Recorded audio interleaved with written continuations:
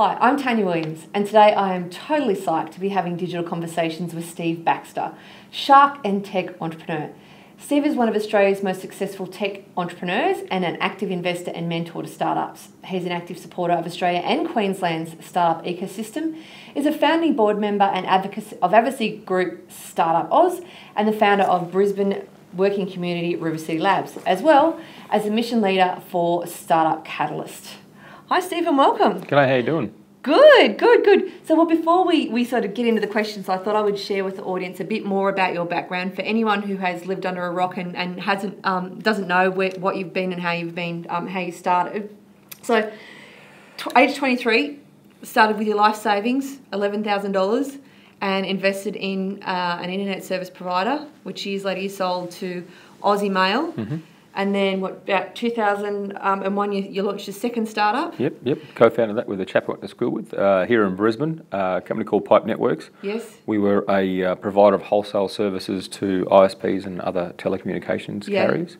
And rumoured to have sold that for $373 million? Well, no rumour. It was a listed company. It was a very open process, you might say. So, it was a good day. We listed that in 2005 on the ASX and sold it in 2010. Listed at 40 cents and sold it at $6.30. Cool. So it was a really good day. Yeah, I'd say that's a pretty good day. There were 900 shareholders in that business, so it was a good day for all the shareholders. Yeah. Awesome. You spent a year working in Google. Obviously, you've launched all sorts of companies to a valuation of over $100 million, and obviously that's part of what you're doing on Shark Tank as well. River City Labs here in Brisbane. I've been to many events at River City Labs and know the guys there quite well. You're also co-founder of Right Pedal Studios, which is a mobile gaming accelerator, and Startup Oz. So how do you keep up with everything? There's a lot on the go. There is a lot on the go. You're here in my office, obviously. You're aware that I do have staff out there who help with a lot of this sort of stuff. So we run an investment business. We invest in things. That also gives me the time, having the staff, to go and do the things I like to do. So it's not just the things you mentioned, but I also like to be with my family. I like to.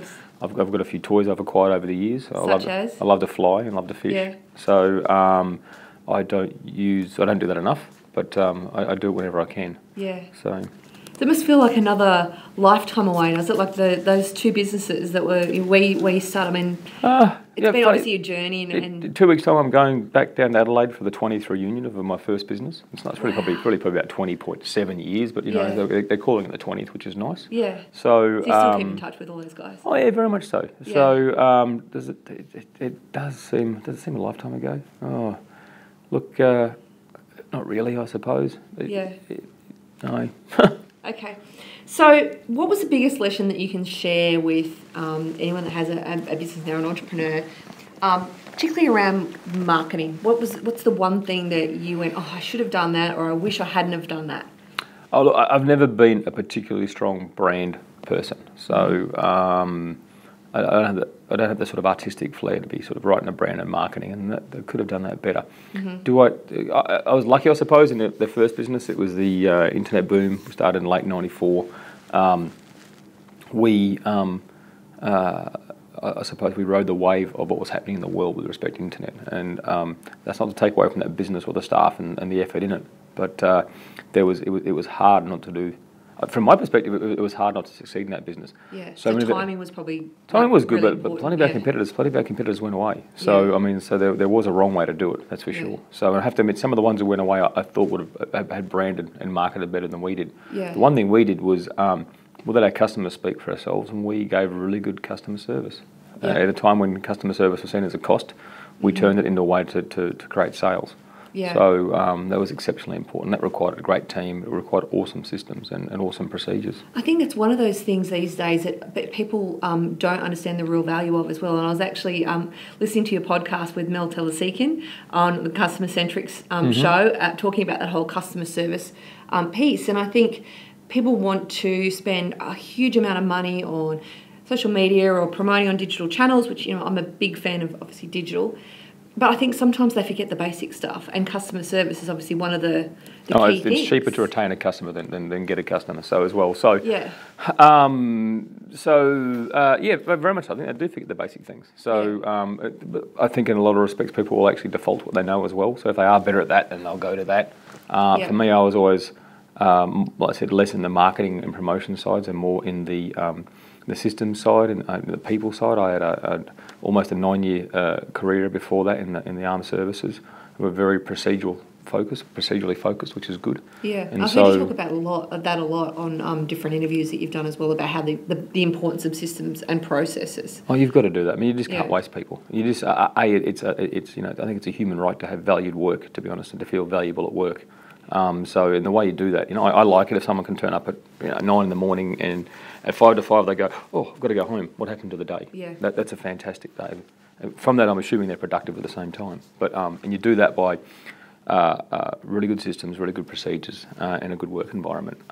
But if you've got fulfilled work, then you have productive, happy staff, and that's a very important thing. So as part of those systems and processes then, I would imagine that having the right sort of digital tools in place is quite important in terms of customer facing, but also internally to make your team more efficient? Yeah, it is, but I mean, people start at digital tools and it annoys the daylights out of me. We're having the argument here actually about what, we want some whiz-bang system to enter some information on how we conduct relationships with partners. So we keep a lot of intelligence, and we're building a system that allows us to do research and intelligence into the investment community rather than sort of trying to drag the information over our heads. Mm-hmm. And it relies after every meeting with someone sort of writing just down a contact report. Okay, met so-and-so and they've got PHP skills, or they're an investor in this, they're a board member. A database. Yeah. It's very much almost like a criminal intelligence database, but it's just an intelligence database. Yeah. Or probably more military intelligence database. And I'm like, sort of like, what I want is I want a piece of paper, we're going to roll it out there, name, date, time, and just, tick some boxes. And like, we could spend we could design this form, and we could put it in Google Forms, and but let's just put it on paper first. Yeah. So don't overcomplicate it. When we get to the third one we really like, and we can understand there's actually a time benefit to us doing that, then we can move to that. So a lot of people jump straight to digital without just understanding the problem. There's an entire theory and thought sort of train behind that with respect to business analysis and designs analysis and needs analysis and all that sort of, which is in large organisations good. Start with a piece of paper, start with a form, and when that gets to be a burden, put it on a computer. Yeah. Again, starting with the basics. And basics as well, and that's just. But it also comes down to efficient use of capital, efficient use of time. So if you're doing 10 of these forms a week, are you going to spend 2 weeks to digitise it? Yeah. Or you're just going to have how do I say this politely? But are you going to have a junior resource? Yeah. Take that and merely just type it in for you. Yeah. Which is probably a better idea. Just data input. Basically. Data input, yeah. So once again, I want that might go against people's idea of me sort of saying I want people to have valuable work. Yeah. But the reality is that at the end of the day you're also a business and you've got to make money. That's right. So just because you have a person doing data entry doesn't mean they've actually their job's got to suck. You can actually make it a lot better than that. And so obviously you get people pitching hundreds of ideas to you. Do you find that businesses are really thinking about how to use digital more effectively when they're in that startup phase? Do you think that they all, I know you just said that sometimes people jump to digital too soon, but do you find that it allows people to be, I suppose, do more with their budget? Well, so when I said they jumped to digital too soon, that was in sort of unique, almost ad hoc office. Productivity requirements, if you know what I mean. You don't spend 4 weeks building a system to save yourself 5 minutes a day. Yeah. You just don't do that. Or 5 minutes a week, let's say. Yeah. You might do it for 5 minutes a day. Diminishing returns. That's really what I was talking about there. Yeah. In the people pitching space in the digital, to me, I prefer to spend my time in businesses with the best chance of success, with the biggest chance of success. So, where the success will be larger, if you know what I mean. So, and the way you do that, you scale the software, and you have have access to a global market. The Apple App Store in November 2013 had 500 million non-defaulting credit cards in it, and my entrepreneurs complain that they've got to pay 30 points of their gross revenue to access that store. And I'm like, for 500 million people, and you're only paying 30%. So so there's opportunity out there. Yeah. So take the easy stuff. It's high growth. Where you can anyway. Yeah, okay. So, there's obviously a lot of growth around and hype around social media. What are your thoughts on social media in terms of how businesses are utilising it and where you think it may be being used incorrectly? Incorrectly. Well, I know it's being used correctly. And there's a great business here in Brisbane called Fantees, and they might have actually changed the name, but I'm pretty sure they're still called Fantees. They do T-shirts. They do custom bespoke printed T-shirts. You can put a design up and they can print it the next day and they sell it. And they sell it, and they sell it, and people can actually pre-purchase online, and you won't actually sell, because obviously the more you print, the cheaper it gets. For example, right? So you can set your price point. You can set how many people will set the trigger for pre-ordering it before you actually print it as well. And they've actually got this marketing machine. So the whole thing is marketed in through Facebook and Instagram and God knows where else. And so they're able to reach this audience out there. And that's just T-shirts. Who really cares? I mean, they'll move on to other things. It's a marketing and fulfillment system. It just happens to be T-shirts at the moment. Yeah. So that is actually, and the founders are fantastic. That is really cool. Another great Brisbane businesses. I love Brisbane. Company, if you've got kids, you may have heard of, called Lacey Lane. They do children's clothing. Check them out. This are a fantastic, dynamic pair of they're sisters, pair of ladies who are sisters, and they've got an awesome business. Works out of the Launton northern suburbs here in Brisbane, and they're pretty well all word of mouth Facebook or word of mouth social. So very much like Black Milk started. It was all social, and that's where they grew from. Very much so. So we can always find plenty of examples of how it's done well. Yeah. How's it done poorly? I suppose you don't hear from them because you don't hear about you actually don't hear about the people who launched on social media and it didn't work because you didn't hear about them. I think you see examples of it every day. Really. I mean, I look through my feed and see so many things that I just think, oh my God, stop pushing sales messages at me and so forth. So I suppose if the message doesn't interest me, I don't actually even notice it. They don't even notice it. So whether that's being done poorly or not, whether it's they're out there to hit 3% of the market and you just happen to be that 97%. Yeah. I mean that's all it could be, right? But 3% of 500 million is not bad. I mean, Facebook's $1 billion, 3% of that's actually not a bad market to grab. Conversation with what's happening with Facebook. So what do you think are the 3 biggest innovations that are going to be happening over the next 12 months? I know that's probably a big question because there's so much out there. I mean, I think 3D printing is absolutely fascinating. Yeah. But in terms of innovation and what's happening in that space, where do you think that over the next 12 months we're going to really see something big hit the market?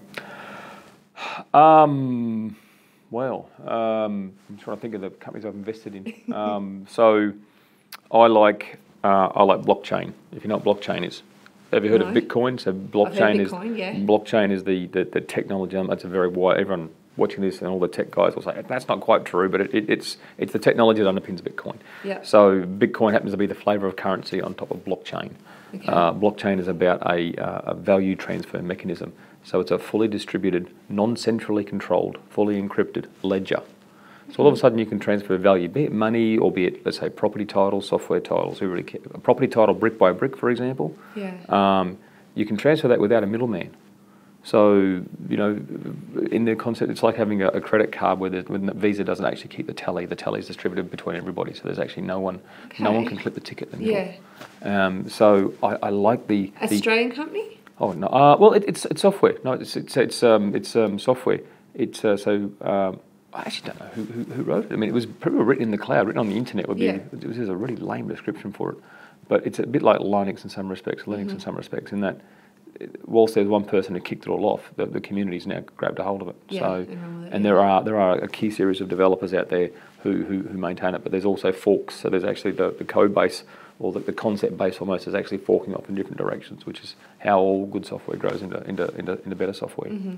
So that's, to me, the Uberization of value transfer, which is blockchain. I will call it Bitcoin for want of a better term. Power, the unholy sort of. There's at the moment you've had PV photovoltaic cells, solar panels, which are essentially a silicon chip. They've been going through a revolution of bringing the cost down and the performance up. So they're getting quite inexpensive.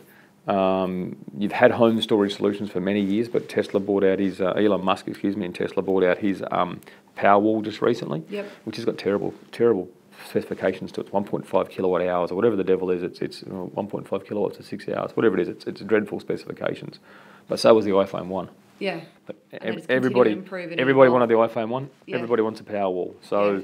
I mean, the Queensland government's name behind it helps a lot as well. It's amazing, isn't it? But the Queensland government's really going to wish they sold that power network because it's about to be worth nothing. Yeah. And as it is, I mean, I hate areas where the people selling you it think they have a right to revenue and they think they've erected some sort of regulatory mechanism to prevent you from going and getting competitive services. Yeah. And so anyone who can actually chip away at that, I really do salute, and I like saying that. Yeah. I mean, imagine with you in the space that you're in with seeing all those startups and being pitched for investment and so forth, you'd be seeing a lot of cool new business ideas come through. Obviously, good and bad, but. I so look at. I mean, Shark Tank's it's an unnatural environment. I point up there, all my Shark Tank businesses are on the wall, just there with their logos. So Shark Tank's an unnatural environment for me in that I don't usually look at ideas. I look at I have to get to understand the people. Yeah. I want to understand their skill base. I want to understand the problem they're solving, and then I look at their idea. So, and someone just walks in and starts pitching an idea. What you don't see on Shark Tank is you'll see 11 minutes on TV. You won't see the 40 minutes of us talking to them, trying to understand these other things about them and their business. Yeah. Because it's essentially boring TV. So, but we try as best as we can to understand those people. So, in actual fact, how long do you have with each person? Like, obviously, they only show a few minutes on TV. But longest was an hour and 20. Shortest would have been 25 minutes. Okay. So, in the hour and 20, got 11 minutes on TV. But still not much time, as you said, to really get to know and understand what they're trying to do. Exactly it. Wow. Okay. So, what do you see as the biggest benefits for startups and small business owners for using digital? Oh, you've got it. It's efficiencies. Yep. Forget cool. It's got to make you more efficient as a business. So if it makes you more efficient, you should use it. Yep. So yeah. Good philosophy. I saw a quote on one of your websites that I really love, and it was around, if you're not 100% committed to working on your startup, then I'm not putting anything into it. What do you particularly look for when you're investing? I know that you sort of touched on that a little bit. But people. So it's just people and the passion. It's the people and the passion is one thing. I mean, are they honest? Are they a person I really want to hang around with and actually have a monthly meeting with, or will they make my skin crawl? What are their skills? So they have to have their team. In their team, they have to be capable of actually building the first version of that business inside their team. So not doing the hard yards, putting the hard work in. No, having the skills. So that is a pure skill thing. And then alongside that, then you actually have the drive and determination to actually carry that through. And what problem are you solving? I mean, you might have a great app to make bakers in Fortitude Valley more efficient, but that's not a very big problem. I don't really care about that. Yeah. So what is the problem you're solving? Can I understand that problem? And then what's the idea to solve that? The idea is always pretty last. Yeah, okay. It's interesting. I would have thought the idea would have come a lot higher up in that checklist of you always see the idea first, and so then you got to dial down into all those other bits and pieces and try and understand them. Everything else. So it's like when I look at pitch decks, people ask me, what do you want in a standard environment when you pitch? Standard. There's ever a standard pitching environment, but it's always introduce yourself. What's your background? What's your problem? Who's your team? What's your idea? And then you can throw a few little bits and pieces in. So it's so important to get the investor to buy into you. So yeah, I know you're very passionate about supporting Queensland startups, and obviously with River City Labs and the other projects you're involved in.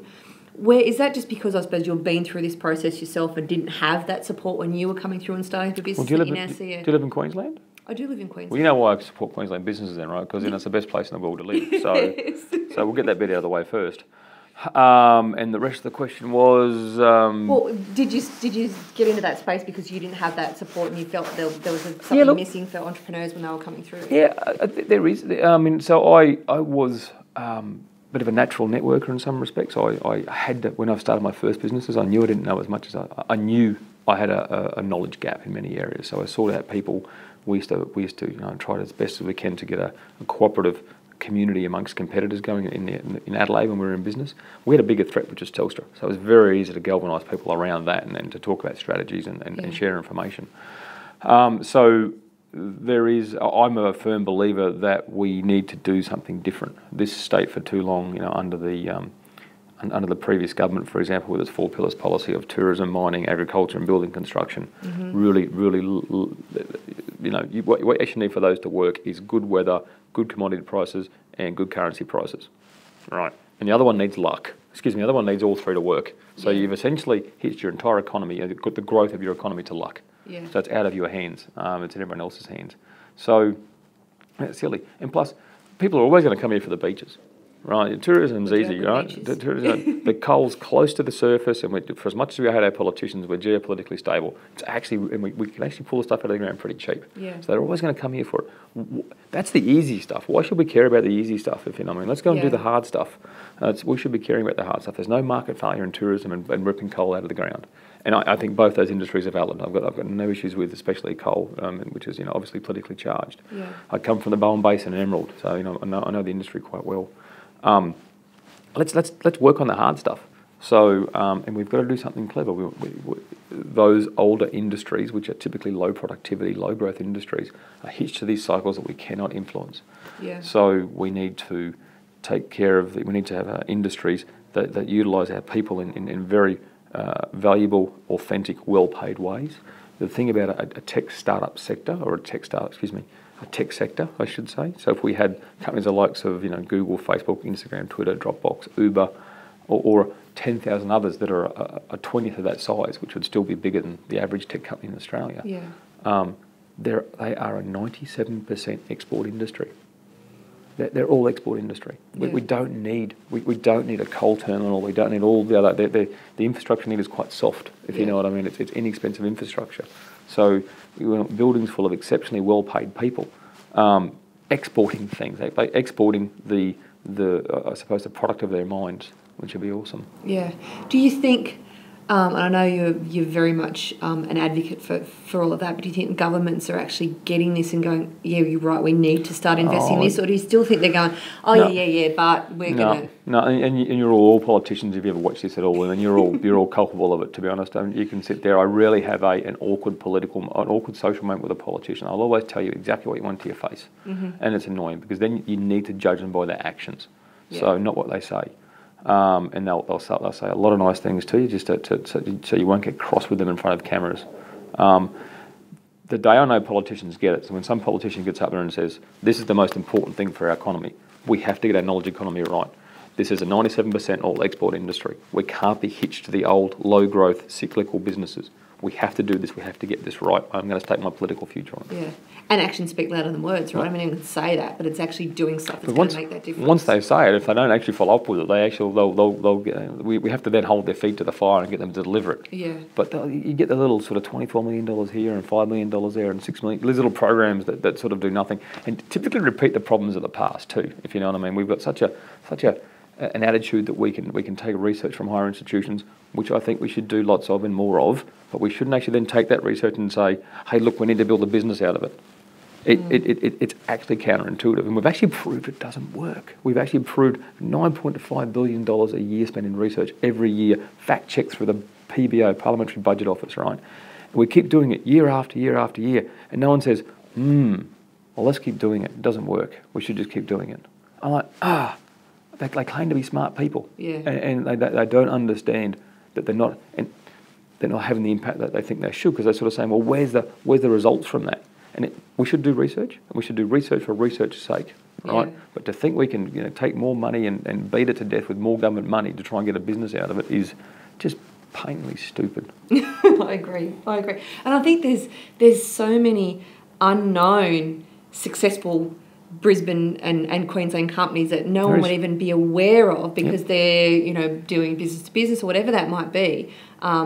And people go, who have never heard of you, because you're not an Uber or you're not an Airbnb, so therefore I haven't heard of you, so therefore you're not successful. I think there's so many, and I came across a few when I was working with the team at Brisbane Marketing, pulling together Global Cafe. So I worked on the digital innovation technology stream to pull that together.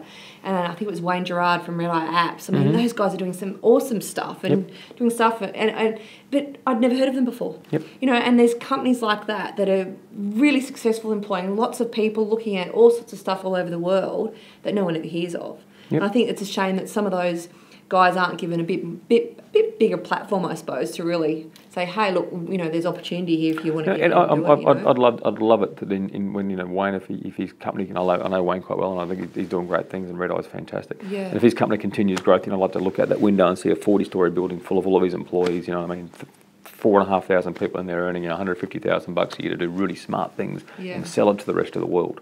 And I know Wayne wants that. Yeah. Right. So that is actually what we need. So. Right now we are buying all this. We're buying the Dropboxes, the Ubers, the Airbnbs. We're buying those services from overseas. We're actually making our life more efficient, right? Mm. But the net economic return is going to other jurisdictions. We're importing these things. We need to counterbalance that with real employment, real export-driven value coming from some Australian city, preferably this one.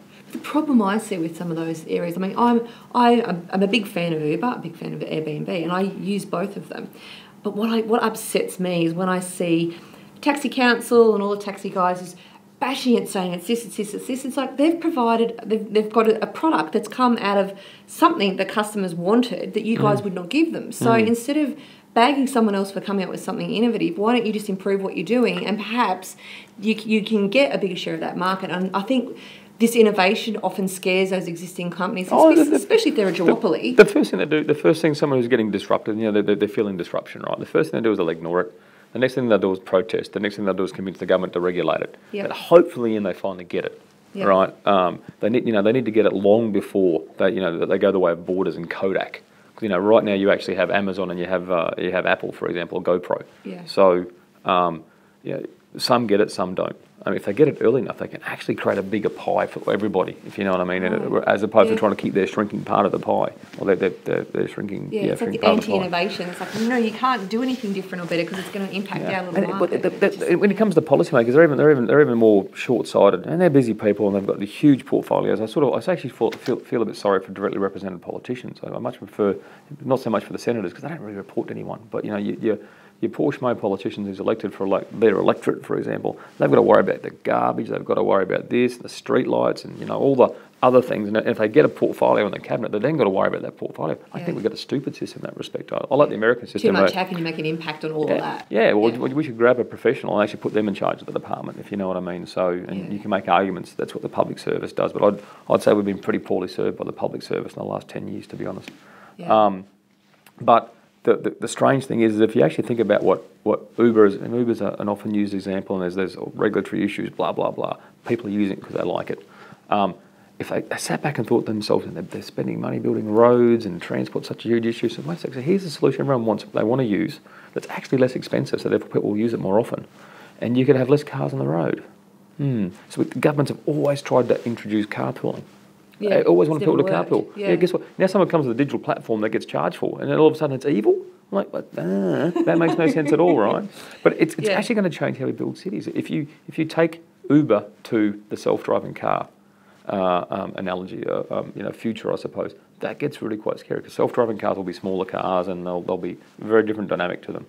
You'll be able to just order a vehicle, it'll turn up, it'll take you places. You mix that then with, let's say, for example, an Airbnb world or an Airbnb in respect to office space or something. So we're using our assets more intelligently, which means we're building less, which means we have a more efficient society. We have to build less infrastructure for the same outcome. Then you mix that with, you just imagine the disruption. Then you have massively efficient solar panels with massively efficient home storage. Yeah. We will see differently designed cities in 20 years' time, and none of them are thinking about that at this point in time. They're all like, how do we keep our taxi drivers happy? How do we keep with all those things? Everyone's like, but it's change, and hang on, like, how's that going to impact my life? I think that's the biggest thing we see with all this innovation is it's that uncertainty of it all and that fear of but how is it going to impact? Is it going to be positive or negative? And therefore, so many people tend to shy away from and go, we don't like that. It's different. But I think, I'm the opposite. I love innovation and change, and I think, I jump on top of that stuff when it happens. I just think it's so fascinating to think that people are actually thinking differently and doing different things, and I just wish we would see more of that. Yeah, definitely. Particularly in somewhere like Queensland, because it's one of those things that people always like, Brisbane, and it's like, but there's so much talent, and there are big companies here in Brisbane, but it's also Sydney, Melbourne centric so often. It is. That drives me nuts when people just don't understand, I suppose, how much talent there is actually here. Someone contacts us, I've got this great business, you should invest in it, whereas you should fly to Sydney to see me to invest in my business. I'm like, I don't know how that. I'm like. There's an arrogance to Sydney people. They're truly. This is going to hit the web, isn't it? There's an arrogance to Sydney people that drives me absolutely insane. Because it's honestly, no, you should come here. So, what's it you want me to spend my money on your thing, and I should come and visit you? Yeah. Well, yeah. No, it's not going to happen, right? So, it is. It's frustrating, and then so there's a large amount of parochialism in Australia. That's obviously true. Yeah. But and there's a large number of people in the startup scene who believe that we should all concentrate all effort in Sydney to make it the San Francisco of Australia. Why do we have to have one? Why can't we have hubs of different places? Well, why not just send everyone to San Francisco? My counter argument is, why not just send everyone to San Francisco? Why bother with Sydney at all? I know we've got to do that. So, so then I can keep doing that with Brisbane then too, can I? I mean, they never fully apply their own, which is really weird because I'm in Brisbane, and when someone says to me, we should do a startup hub in Mackay. I'm like, yeah, no, it should all be in Brisbane. So the parochialism sort of flows downhill. It adds to a rich tapestry of society, but it doesn't make logical sense at the best of times. So what's the next 12 months look like for you guys? For me, hopefully get some more fishing done. More time with the family, more fishing. Time with more flying, yep. Might get my helicopter licence finished, maybe. I doubt that. So, second season of Shark Tank coming out? First 3 weeks in November, second season of Shark Tank. We're hoping to have a bit of we're putting on a conference for our investee companies in early December, which should be a lot of fun. Get them all together and get them networking. Christmas. I imagine in early February that the Shark Tank will start, and then that seems to be pretty busy because once you're on air, you get a lot of requests to do things. Yeah. So, in the next 12 months, I'm keen to do some more travel. I don't know if I will. I've got a 2.25-year-old girl at home. She can go. No, I think she's on a 4th return trip to the US at the moment. So she travels quite a bit. Don't get me wrong. But that is challenging. Yeah. So that is very challenging. So yeah, it would be. Awesome. Thank you very much for your time, Steve. I know how busy you are, so I really appreciate you taking the time out to have a chat to us. Very excited to have had the opportunity to talk to you about all this stuff, and I, like yourself, am very passionate about this innovation space, and I think if enough of us are on that bandwagon and raising that flag, saying how we should be doing this, hopefully someone's going to listen and we're going to get somewhere with it. 0.2% growth in the economy last quarter. I mean, come on now. Haven't we figured out what's going on yet? Yeah. Anyway, sorry. Well, let's see what's going to happen in the next 12 months, hey? All right. Thanks for your time, Steve. Thank you very much.